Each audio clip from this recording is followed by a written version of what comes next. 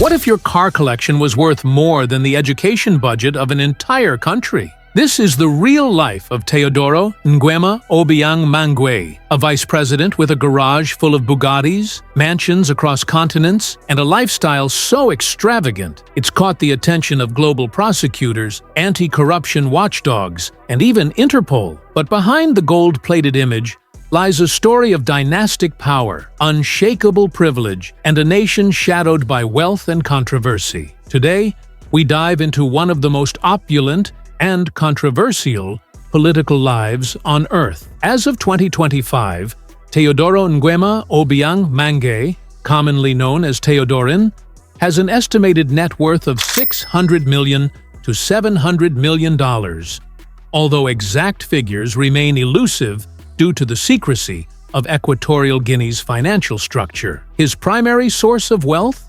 Oil. As the son of Africa's longest-ruling dictator, President Teodoro Obiang Nguema Mangue, Teodorin has long held influence over the country's oil revenues, logging concessions, and public infrastructure contracts. Beyond official salaries, Teodorin allegedly amassed massive fortunes through embezzlement, state contracts awarded to shell companies under his control, and extortion of foreign firms. While he officially holds the role of Vice President of Equatorial Guinea, his lifestyle mirrors that of oil tycoons and royalty, funded by a nation where over half the population lives in poverty. Born on June 25, 1968, in the city of Mongomo, one of Equatorial Guinea's most politically significant regions, Teodorin grew up in a world few could imagine. His father, who seized power in a bloody 1979 coup, raised him in a palace protected by elite security, disconnected from the hardships faced by ordinary citizens. He attended school in Malabo, the capital, and was later sent abroad to study in the United States. There, he enrolled at Pepperdine University in California, though reports indicate he struggled academically. The Western lifestyle, however, left a permanent mark. Luxury cars, designer brands, and celebrity culture would become key elements of his future identity. Despite his elite upbringing, his connection to power was never earned but inherited. From childhood, it was clear Teodorin was being groomed to be more than a son.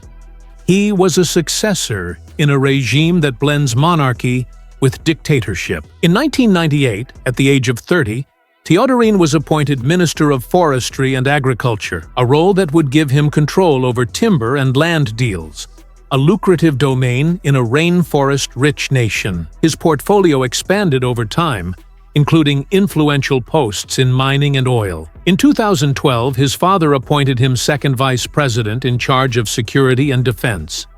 This was a clear indication that the succession plan was in motion.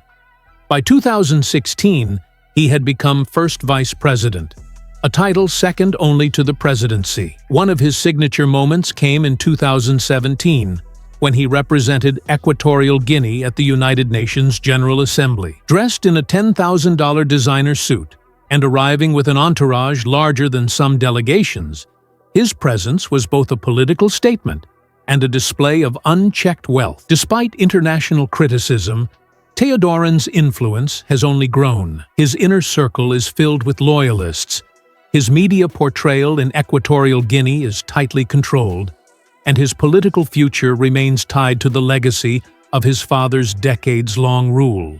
Teodorin's life has been drenched in scandals. In 2011, the U.S. Department of Justice filed lawsuits alleging that he used over $100 million in looted funds to purchase luxury assets in the U.S., including a $30 million Malibu mansion, a private jet, and a fleet of supercars. In 2014, he was forced to surrender many of these assets as part of a settlement, but he admitted no wrongdoing. In 2017, a French court convicted him of money laundering, seizing his Parisian mansion, 11 luxury cars, and millions in assets. Despite the conviction, Teodorin remained in power and returned to Equatorial Guinea, where he was welcomed as a hero by state media. His most famous scandal? Spending $3 million in a single day at an auction, buying Michael Jackson memorabilia, including a crystal-studded glove and a $275,000 Thriller jacket. Yet, despite these legal battles and public embarrassments, there has been no substantial political fallout within Equatorial Guinea. The system protects its own, and Teodorin's transformation has been not toward humility, but toward calculated power consolidation. Teodorin owns multiple palatial estates across the world, but none is more infamous than his Paris mansion located on Avenue Foch, one of the most expensive streets in Europe. The $120 million property includes a movie theater, gold-leafed rooms, Turkish baths, marble fountains, rare Louis XVI furniture. After his conviction in France, this property was seized by the government. In Malabo, the capital of Equatorial Guinea, Teodorin resides in a sprawling presidential compound. Though much of its design is classified, satellite imagery reveals manicured gardens, pools, helipads, and tight military security. In South Africa, he owns a lavish home in Cape Town with panoramic views of the ocean, valued at over $20 million. Every property is more than a home. It's a fortress, a status symbol, and a declaration of his wealth in the face of global scrutiny. Teodorin's garage is the stuff of fantasy and global controversy. His car collection has included Bugatti Veyron, $2 million, Ferrari Enzo, $3 million, Aston Martin 177, $1.5 million, Bentley Continental GT, Rolls-Royce Phantom, Lamborghini Murcielago, Koenigsegg 1. In 2019, Swiss authorities auctioned off 25 of his supercars, which were seized during a corruption investigation. The collection fetched over $27 million, with proceeds donated to charity. Each vehicle wasn't just bought, it was customized. Rare paint jobs, exclusive interiors, bulletproof modifications, and imported mechanics were all part of his automotive obsessions. Owning a Bugatti in a country with one of the worst road networks in Africa isn't practical. It's symbolic. For Teodorin, the thrill wasn't in the drive. It was in the message, "I have what you can't even dream of."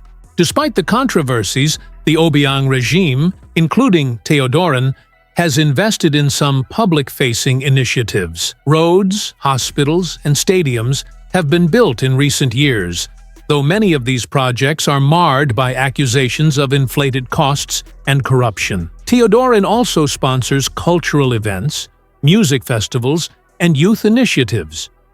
In 2021, he pledged $5 million to fund scholarships for students in Equatorial Guinea to study abroad, an attempt to bolster his image among the educated elite. In 2023, he launched a food security program aimed at rural communities. However, critics argue that these efforts are a smokescreen, used to sanitize an otherwise autocratic and exploitative legacy. Teodorin is famously private about his relationships, but has been linked to several international models and celebrities. He has no officially recognized spouse or children, though rumors suggest he fathered at least one child in Brazil. His hobbies? Lavish parties, rare art, exotic pets, and collecting Michael Jackson memorabilia. He's known to host $1 million birthday parties, with performers flown in from the US and Europe. A lover of fashion, Teodorin wears brands like Gucci, Brioni, and Versace almost exclusively. He once commissioned a diamond-encrusted watch said to be worth over $500,000. Ironically, he also claims to be passionate about protecting African wildlife, despite the fact that some of his rare collectibles include ivory. Teodoro Nguema Obiang Mangue is a paradox, an icon of excess in a nation starved for opportunity. His story challenges our understanding of leadership, legacy, and justice. Is he a prince awaiting a throne, or a symbol of a system that rewards greed over governance? One thing is certain: the tale of Teodorin is far from over, and as long as oil flows and power remains unchecked, his empire will continue to dazzle and divide. If you found this story eye-opening, don't forget to like this video, subscribe to our channel, and tap the notification bell so you never miss another deep dive into the world's most powerful and wealthy leaders. Let's uncover the truth, one story at a time.